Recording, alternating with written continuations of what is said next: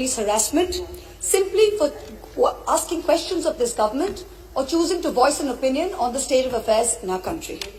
So I, as a parliamentarian, garbed in parliamentary privilege, now choose to use this platform that the people have given me to ask the questions that the people want to ask and to give voice to their thoughts, so that this government may know that arresting, attacking and repressing voices will not hold. I trust my honourable colleagues on the treasury benches will not shout me down, that you, Mr. Honourable Chairman, sir, will let me speak for the entirety of my allotted time, and that Lok Sabha TV, paid for by taxpayers' money, will not turn the screens off. The American journalist Elmer Davis's words about the United States are just as relevant to the celebration of the 72nd anniversary of the birth of our republic. That this republic was not created by cowards, and cowards will not preserve it. So today, I speak of cowardice and courage, and of the difference between the two. Of those cowards who hide behind the false bravado of authority, of power, of hate, of bigotry, of untruths, and dare to call it courage. After all, this government has turned propaganda and disinformation into a cottage industry, whose biggest success is the recasting of cowardice as courage. I will lay out various instances where this government has demonstrated courage. The government claims it has shown courage to bring in a law that questions on arbitrary parameters who is or who isn't an Indian. The Citizenship Amendment Act was passed in 2019 in this House on the pretext of granting citizenship to persecuted Hindus and other minorities in neighbouring countries. At the same time, it threw into an abyss of insecurity millions of Indians who had been living in this land for generations. But the rules by which this act will be implemented were not yet prepared by December 2020, according to the Ministry of Home Affairs. The deadline has yet again been extended till April 2020.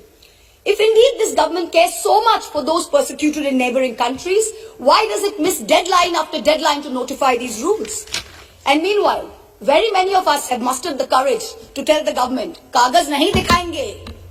Trying to exert central influence over Shantiniketan, Tagore's haven, is not enough to change your colours. Only a small portion of Jana Gana Mana was adopted as our national anthem. I urge the government to read the rest of it. Maybe it will help you understand Tagore, as you call him, and Bengal a little better. My colleague, the respected floor leader of the Congress party, happened to also quote these very words. But I think repeating them over and over again would do our nation some good. Ahoraho tabo ao bhan procharito shunitabo udaro bani.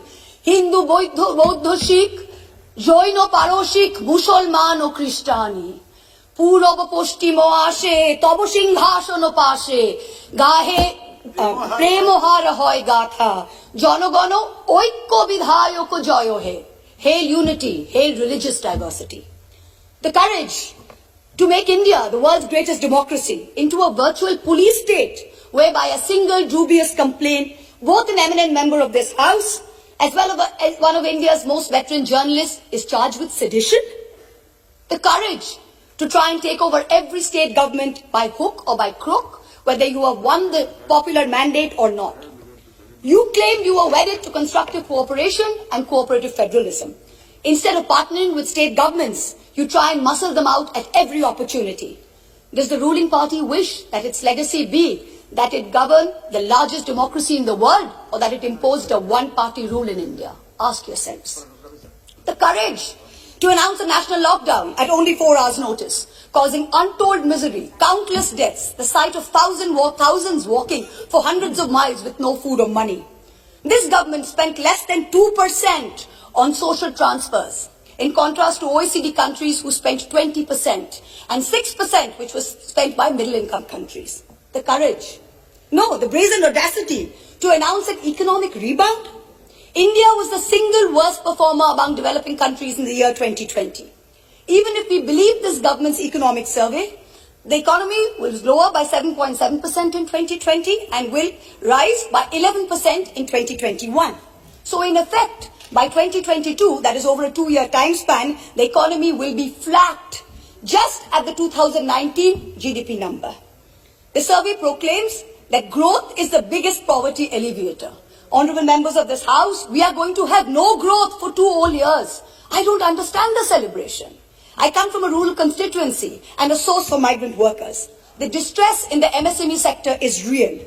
This rebound is one where large, strong enterprises have become stronger. It is not V-shaped, it is K-shaped. 1% of rich and successful citizens have become richer, and the pains of the MSMEs have only increased. The government had the courage to say that it gave 1,13,000 crores via the direct benefit transfer scheme, only to take the same money away from those very same people and the middle class in the way of increased cess on petrol and diesel. We are not a nation that is growing and sharing its wealth. We seem to be a nation that is only finding ways to share our poverty.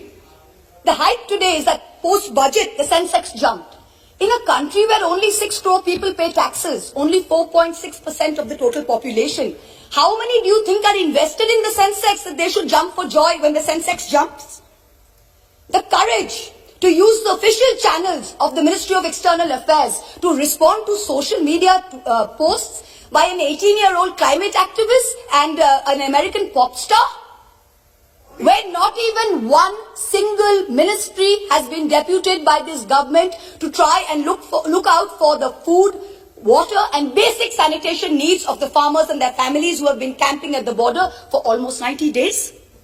And finally, the courage to bring in 3 farm laws when the opposition, farmers across the country, as well as the government's oldest ally, warned it was unacceptable. I wish to remind this government that India, under Prime Minister Lal Bahadur Shastri, committed 3 things to Sant Fateh Singh, the Akali leader.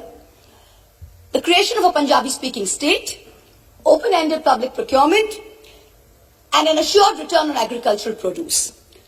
These farm laws threaten to snatch away 2 of these guarantees. These laws were arrived at without consensus, tabled without scrutiny, and rammed down this nation's throat with the brute force of the treasury benches. They have firmly established this government's motto of brutality over morality. And everyone else in this country has been portrayed as a coward or a terrorist, from the farmers to the students to the old ladies of Shaheen Bagh. You say you have courage. You claim you have done so many things that no other government before you has done. Yes, that is true. In true fascist fashion, you have made every act of pettiness, of vengeance, of hate, of bigotry a part of your narrative of courage. The reason no one has done it before you is not because no one had the courage, but simply because it was not the right thing to do. Has that thought ever struck you? And India's tragedy today is not just that her government has failed her, but that her other democratic pillars, the media and the judiciary, have failed her too. Lord Hayne, the Labour peer, said in the House of Lords, what is the point of being a member of Parliament, either in the Commons or in the Lords, if you don't discharge your responsibilities? And, where appropriate, use the privileges that you have in order to promote justice and liberty. So today, like a true child of Bengal, I will stand here and be courageous. Trust me, Mr. Balu, we have not lost the fighting spirit. Even though the government spin factories will later portray it as cowardice or even plagiarism, I will lay out a few home truths by using my parliamentary privilege that guards me from charges of sedition and contempt for anything I say in this House. And Mr. Law Minister, sir, if you're present on the premises, with all due respect, this time you have neither the right to shut me up nor to try and get my words expunged from the record. The sacred cow that was the judiciary is no longer sacred. It stopped being sacred the day a sitting Chief Justice of this country was accused of sexual harassment, presided over his own trial, cleared himself, and then proceeded to accept a nomination to the upper house within 3 months of retirement, replete with Z+ security cover. The judiciary stopped being sacred when it chose to squander the greatest opportunity that any bench of the highest court of this land has ever seen, to reinforce the founding principles of our democratic republic and to uphold the rights enshrined in Part 3 of our constitution. Instead, it let most of... One second, please. Please, Mo. He cannot discuss. Please, in the House. You wait. And Nishikant is a point of order. The minister is on his legs. Please, 1 second, please. Yes, Minister. 352(5). 352 point of order, 352(5). Yes. Premchandra ji. She cannot discuss. 352(5). The Chief Justice, the conduct of the Chief Justice of India. Let the minister... Here. Without giving the prior notice and approval of your chair.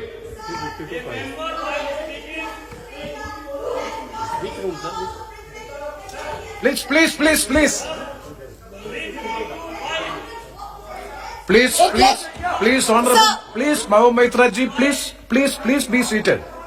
Please be seated. This house is run by the rules and procedure. When a member seeks a point of order, definitely it is a right of the member. So I have to hear them, and I will pass the order, pass the rulings. Please. 352(5). A member while speaking shall not reflect upon the conduct of a person in high authority unless the discussion is based on a substantive motion drawn in proper items. Chief justice of India को हम लोग यहाँ discuss कर रहे हैं sir. Chief justice of India, Bharat के राष्ट्रपति ने उस आदमी को नॉमिनेट किया है, भारत के राष्ट्रपति के ऊपर डिस्कशन कर रहे हैं सर। और यदि इसी तरह से चलता रहा तो इस डेमोक्रेसी का बाजा बच जाएगा। इसीलिए कि उन्होंने राम मंदिर का judgement. See. Yes, yes. Yes, please. Please, Saugata Rai ji, please.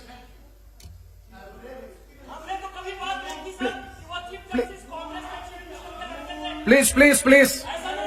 Saugata Rai ji, please. Please.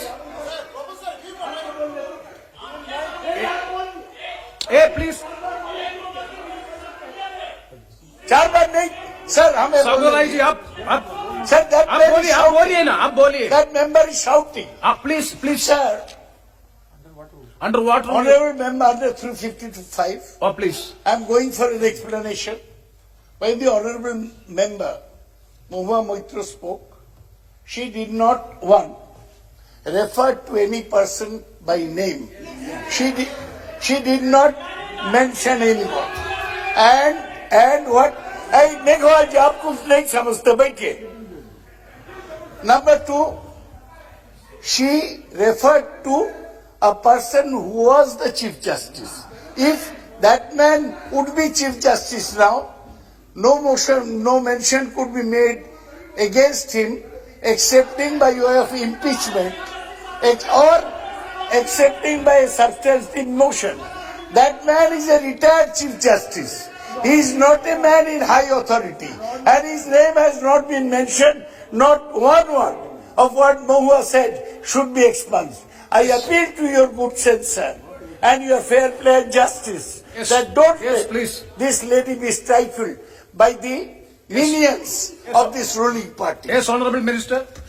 मैं ये कह रहा था चेयरमैन साहब, ये जो माननीय सदस्य बोल रही थी, इसने सेक्सुअल हरेसमेंट का आरोप लगाया चीफ जस्टिस ऑफ इंडिया पे। ये हमारे लिए शर्म की बात नहीं है, और इस हाउस में हम डिस्कस कर रहे हैं, और स्वागत राय जैसा आदमी इसको डिफेंड कर रहे हैं। ये इतने विद्वान आदमी इनको डिफेंड कर रहे हैं। ये तो शेमफुल एक्टिविटी है। आप चीफ जस्टिस ऑफ इंडिया पे सेक्सुअल हरेसमेंट का आरोप लगा रहे हैं openly. Mahua Moitra ji, please. It is the misconduct of the member. Let me pass the observation of the chair. We will go through the proceedings. If anything, it is affecting the higher authority and anything which is unparliamentary, definitely it will be looked into and it will be corrected. Please try to avoid such observations. No, sir. Sir, it is extremely important that I not only not avoid please, sir. It is very important that I not only not avoid them, but I bring them up. Because I did not accuse the honourable gentleman of sexual harassment. Please. Somebody else did. A trial happened which he presided over. Number one, let me put it on record. I did not. It is a matter of great shame that someone sitting in the Chief Justice of India's chair, to which he had been appointed by the President of India, was accused of such a horrible act. I did not do it. Instead, let migrants walk She in is their repeating deaths. the subject. Please. It let our greatest It should not be activists done. and modern It should freedom not be done. fighters rot in jail. She is repeating the It target. now sits back as She a is not obeying the order. Chairman sir, she is not obeying the order. Chairman sir, she is not obeying the order. Again she is repeating. See, anything objectionable will not be there on the records. Please. Sir, Yes. Obeying the order of the chair also. No, anything She is again repeating the same charges against the Chief Justice of India. sir, Please, is it please. on? Sir, I have excuse me, sir. Please, Mahua Moitra ji, please be Excuse seated. me, sir. Please. Sir, you are welcome. Sir, Hardeep. Mahua Moitra ji, Hello. You have already made your observation. Yes, sir. Please, Let me continue with my speech. Please Let have the me- patience. Please let- have the patience to Yes, hear sir. the chair, please. Yes, sir. Please, Let me please. continue. See, the matter is there is. Let me continue my speech, And sir. please, Mr. you Chairman, please sir. wait. Thank Don't- you. don't be so- Instead, What, madam? the Madam. judiciary stopped being sacred when it chose to squander the greatest opportunity Wonderful. that Yes. any bench of the highest court of this land has ever seen. Mahomet Raji, please address to the chair. Please hear the chair. Please be seated. Please be seated for 1 second. See, the matter is 352-5. 356. I'm calling 356. Yes. 356. The Speaker, after having called the attention of the House to the conduct of a member who persists in irrelevance or in tedious repetition, either in own arguments or the arguments used by other members in debate, may direct that member of discontinue the speech. Again he is repeating, sir. Yes. आपके observation के बाद again he is repeating. Nishikant Dubeji, wait. Nishikant Dubeji, we have already disposed of the issue. Yeah. See, if anything objectionable to the higher authority regarding the Chief Justice, any allegation is there, please. Definitely the chair will go through. Please. The chair will go through the proceedings. If anything is objectionable, definitely it will be expensed. Yes, please continue and please don't repeat it. Sir, the judiciary stopped being sacred when it chose to squander the greatest opportunity that any bench of the highest court of this land has ever seen, to reinforce the founding principles of our democratic republic and to uphold the rights enshrined in Part 3 of our Constitution. Instead, it let migrants walk to their deaths, it let our greatest activists and modern fighters rot in jail, and it now sits back as a mute spectator when our young are prosecuted for cracking a joke. The judiciary seems to have forgotten the constitutional principle of separation of powers, that Parliament and Parliament alone can legislate. If something is bad in law, then the courts can strike it down or stay it on grounds of unconstitutionality. But unless it is so, the courts must do nothing. The government alone must face the consequences. If the government has brought in the farm laws which are not acceptable to people, then either the government will repeal the laws or the courts or the people will vote the government out. We urgently need the sagacity and courage shown by the High Courts during the emergency when they delivered ADM Jabalpur and like decisions. The Supreme Court, unfortunately, is failing the common citizen and is being perceived as protecting the privilege and, ironically, only itself. A very large section of the Indian media has plummeted to new depths, both in terms of lack of factual reporting as well as the total absence of journalistic ethics.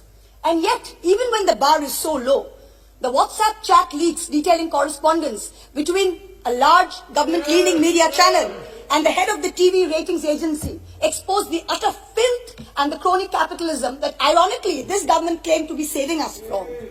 What is left of the resilient media is being targeted with the provisions of the UAPA and other draconian laws. You keep taunting the Congress about the emergency, but India today is in a state of undeclared emergency. But the government has miscalculated. There is a fundamental difference between cowardice and courage. The coward is brave only when armed with power and authority.